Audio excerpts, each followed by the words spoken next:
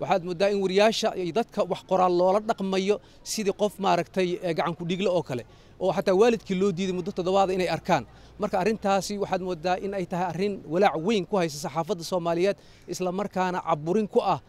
dadka saxaafadda iyo wariyaasha wax u qora guud ahaan waxaa kaloo rabnaa maaragtay qodobka labaad oo inoo labay ay tahay habdhaqanka xukuumadda hadda jirta uu ra'iisul wasaaraha ka yahay ra'iisul wasaare mudane xasan cali khayre waxaan dhihi karnaa muddo sanado badan waa xukuumaddii ugu qallafsanayd ee soo marta saxaafadda Soomaaliyeed waxay ula dhaqmaan hab adag ma dabagalaan kuwa wariyaasha dhibaateeya waxaad ogtihiin in 15 bishii Oktoobar ama bartamihii sanadkii bishii Oktoobar haddana soo dhaaftay wariye la yiraahdo Cabdalla Muumin ayaa maaragtay xafiiska ra'iisul wasaaruhu laftiisa dad ka tirsan ay u hanjabeen ilaa hadda wax baaris laguma sameeynin waxaad ogtihiin wariye in lagu dilay beerta nabadda halkaas ay xamar jajab oo niman askar ay toogteen ilaa hadda meel dabagal loogu sameeyay ma jirto xukuumadda wax dabagala iyo wax war ay ka keentay malaha sidaa suuragal u tahay wariye shaqo nin ku jira booliis oo shaqo ku jira in la yiraahdo lama garanayo qofkii wariyaha dilay waa arrin ku talagal ah isla markaana raali laga yahay sida noogu muuqata xukuumadda hadda jirta waxay u go'doontay inay wariyaashu kala qaybiso inay maaragtay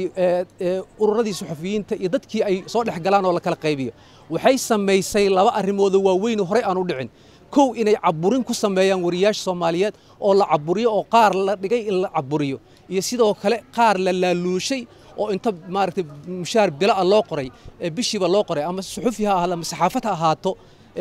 isla markaa loo diiday inay runta sheegaan waana arrin kale oo walaac muujinaysa oo ay gaar u tahay xukuumadda hadda jirta sidaa daraadeed ururka suxufiyiinta qaranka Soomaaliyeed wuxuu u arkaa arrimahan inay yihiin arrimo aad xasaasi u ah sababtoo ah haddii wariye la waayo qof maaragtay ka hadla arrimaha masuqmaasuqa ka hadla dabagal ku sameeyo waxyaabaha iyo xaqiiqooyinka jira ee wariyaasha ay noqdaan kuwa maaragtay qaarna la laaluusho qaarna loo hanjabo runtii waxay noqonaysaa arrin keenaysa in xitaa qatar ay gasho dawladnimada Soomaaliya sababtoo ah waxaan ka hadlayno waa wax u damaanad qaaday maaragtay xeerka iyo guud ahaan dastuurka Soomaaliya u degsan sidaa daraadeed waxaan ka codsanaynaa guud ahaan laamaha ay qusayso sharciga hadday yihiin baarlamaanka gaar ahaan guddiga warfaafinta sidoo kale madaxweynaha oo sharci ilaalihi inay arrimahan soo fargeliyaan oo xukuumadda hadda jirta dhibaatada ay ku hayso suxufiyiinta iyo suxufiga Soomaaliyeed maaragtay laga qabto isla markaana fargelin lagu sameeyo oo wax weyn laga qabto haddii kale waxay noqonaysaa in xaaladdu ay adkaato oo wax awoodi waayo in cid wax ka qabata waa yaabanahay culays badan ayaa saxaafadii Soomaaliyeed soo saaray dad badan maalin kasta noo yimaado oo sheegay in loo hanjabay saxaafada hoos noogu yimaada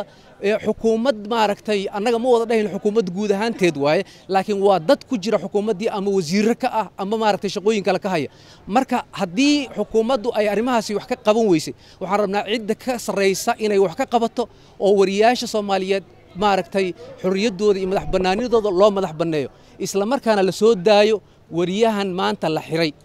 maaragtay toddobaadka iska xiran wax sharci uusan ku xirnayn sababtoo ah wariyaha haddii sharci loo hayo oo ma dambi lagu haysto hal keena maxkamadda